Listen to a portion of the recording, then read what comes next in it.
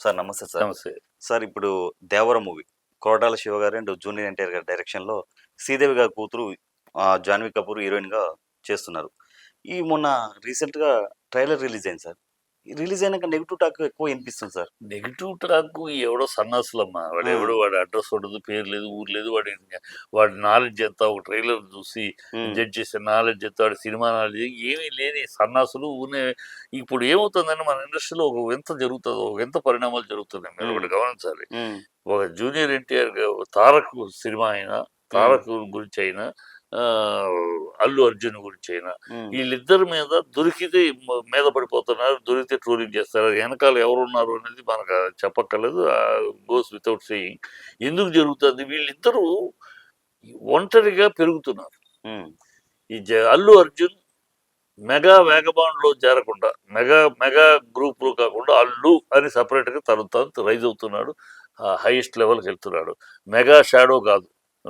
చిరంజీవి గారి షాడో కాకుండా, చిరంజీవి గారి కూటమిలో కాకుండా తనంతట తానుగా ఎదుగుతున్నాడు. అది భరించలేకపోతున్నా. అలాగే జూనియర్ ఎన్టీఆర్, తారక్ కూడా ఆహ్, త ఎ ఎవరి ఇది కాకుండా తనంతట తానుగా ఒక ఎన్టీఆర్ మనవడుగా ఎదుగుతున్నాడు. హ్మ్. వాళ్ళు ఎదగటాన్ని ఆ 2 భరించలేకపోతున్నారు. ఆ మెగా కూటమిని భరించలేకపోతున్నారు. మనకు సంబంధం లేకుండా ఎదుగుతున్నాడు. మనల్ని బట్టి ఎదగాలి గానీ, మనకు సంబంధం లేకుండా మనతోటి సమానంగా మనకి పోటీగా ఎదుగుతున్నాడు. అది భరించలేకపోతుంది మెగా ఫ్యామిలీ. అల్లు అర్జున్ ఆ మెగా ఫ్యామిలీ అని రావటానికి అల్లు అరవింద్ ఎంత కారకుడో మర్చిపోతున్నారాళ్ళు. అల్లు అరవింద్ అనేవాడు లేకపోతే మెగా స్టార్ లేడు. మామూలు స్టార్ చిరంజీవి ఉండేవాడు. మామూలు ఈ సక్సెస్‌ఫుల్ హీరో అయ్యుండేవాడు. ఒక మెగాస్టార్ అనే మేడని ఎక్కడానికి అరవింద్ ఎంత కృషి చేశాడు, అరవింద్ మేధస్సు ఎంత ఉపయోగపడింది, ఎంత వెన్నెముకలాగా ఎలా నిలబడి అలా ఒక్కొక్క మెట్టు చిరంజీవి ఎక్కడానికి దోహదపడ్డాడు. అది మాలాంటోళ్ళకి తెలుసు మొదట చూసాం కనుక. సో, అల్లు రామలింగయ్య, అల్లు అరవింద్, అల్లు అర్జున్ మూడో తరం. అల్లు అనేది ఒక బ్రాండ్. ఆ బ్రాండ్‌లో వస్తున్నాయి. సో, ఇతను అల్లు అర్జున్ స్టాండు నాది, నేను అల్లు. నాదొక బ్రాండ్ ఉంది. మాదొక హిస్టరీ ఉంది.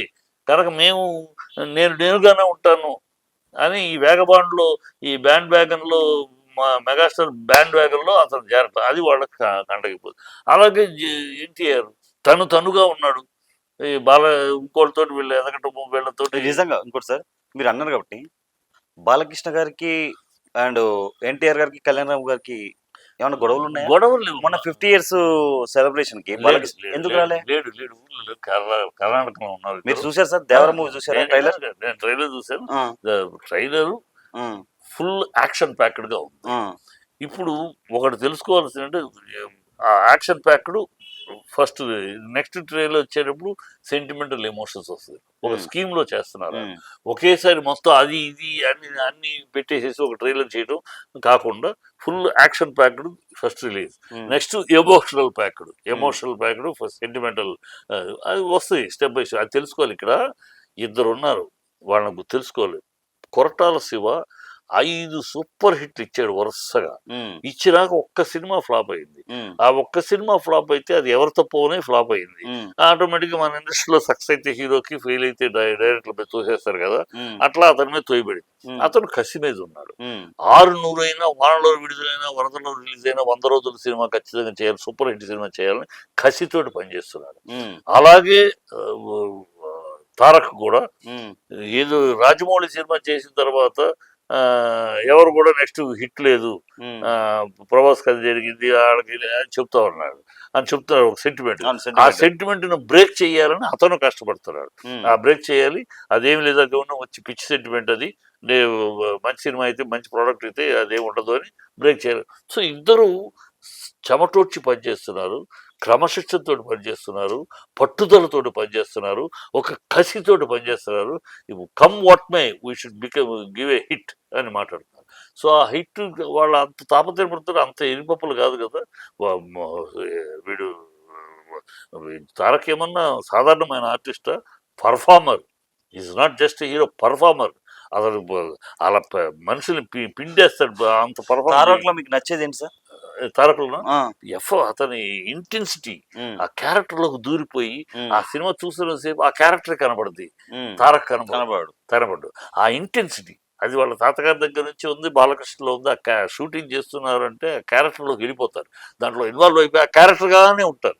అది వాళ్ళ బ్లడ్లో ఉన్నది. అది అది అతని దగ్గర ఇంటెన్సిటీ బ్రహ్మాండంగా కష్టపడతాడు. కష్టం వెనకడు వేయడు, హ్మ్. ఎంతటి కష్టానికైనా సిద్ధపడతాడు. ఆ మంచి క్వాలిటీ షాట్ వస్తుంది, క్వాలిటీ ప్రోడక్ట్ వస్తుంది అంటే he will go to any extent. అదే అతని దగ్గర నా ఎఫర్ట్, ఇండస్ట్రీ, ఆ కష్టపడటము, ఆ శ్రమ పడటం. నన్ను నమ్ముకున్నారు వేలాది మంది ఇలా ప్రొడ్యూసర్లు, డిస్ట్రిబ్యూటర్లు, ఎంతోమంది ఫైనాన్షియల్ నన్ను నమ్ముకుని ఉన్నారు. నేను వాళ్ళని నమ్ముకున్న వాళ్ళకి అన్యాయం చేయకుండా వాళ్ళు నాకు బాగుండాలంటే నేను సిన్సియర్గా కష్టపడాలి అనే తాపత్రయం ఉన్నాడు. అందుకని నాకు అతనంటే ఇష్టం. సార్ ఈవెన్ అల్లు అర్జున్ కూడా అదే స్టైల్. వాళ్ళు అందుకని రేపటి రాబోయే ఫ్యూచర్కి వాళ్ళిద్దరూ, ఈ అల్లు అర్జున్ తారక్ అండ్ అల్లు అర్జున్ రెండు కళ్ళు.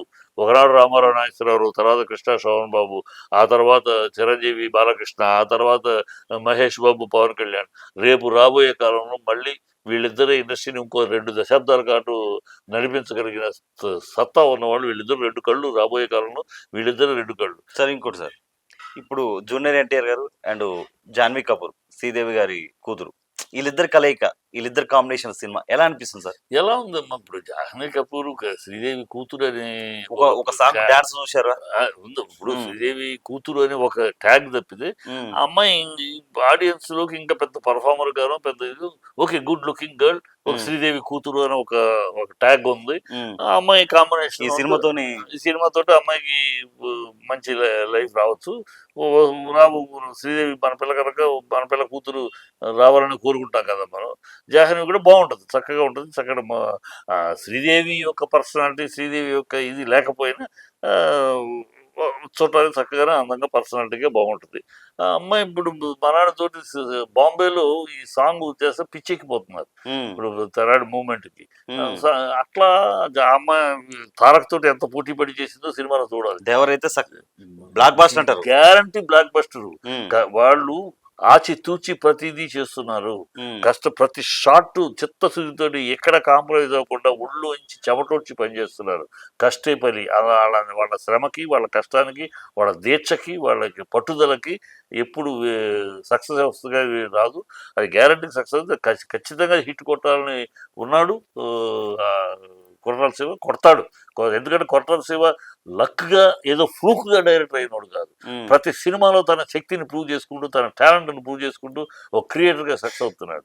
కనుక అతన్ని అంత అంత తక్కువ అంచనా వేసి ఎందుకు వీళ్ళకి అర్థం కావాలి. ఫస్ట్ సినిమాలో 4 బ్లాకులున్నాయి. ఒక హ్మ్. సెంటిమెంటల్ బ్లాకు, హ్మ్. ఒక యాక్షన్ బ్లాకు, హ్మ్. ఒక హై రిచ్‌నెస్ బ్లాకు, ఇట్లా వరుసగా ఉంటాయి. సో, ఫస్ట్ ఇప్పుడు crime action part. Double role కదా సార్ అది? అందుకని ఒక యాక్షన్ పార్ట్‌ని రిలీజ్ చేశారు. హ్మ్. అంటే ఫస్ట్ యాక్షన్స్ ఎంత బ్రహ్మాండంగా ఉన్నాయి. హ్మ్. నెక్స్ట్ వచ్చే టీజర్‌లో పర్ఫార్మెన్స్ వస్తాయి. అంటే స్కీమ్ ఎప్పుడైనా ఎవరైనా చేస్తే అన్నీ ఒకేసారి చేసేస్తే కాదు. ఒక్కొక్కటి బ్లాక్. ఇప్పుడు ఫైట్స్ ఏం తీశారు ఫైట్స్ అనిపించింది. కథ లేదు అంటున్నారు వీళ్ళు. కథ కనపడలేదు. కథ ట్రైలర్‌లో కనపడదు. ఇంకో ట్రైలర్ వస్తుంది. దాంట్లో పర్ఫార్మెన్స్‌కి కొన్ని సీన్‌లు, కొన్ని డైలాగులు వస్తాయి. అప్పుడు కథ కనపడుద్ది.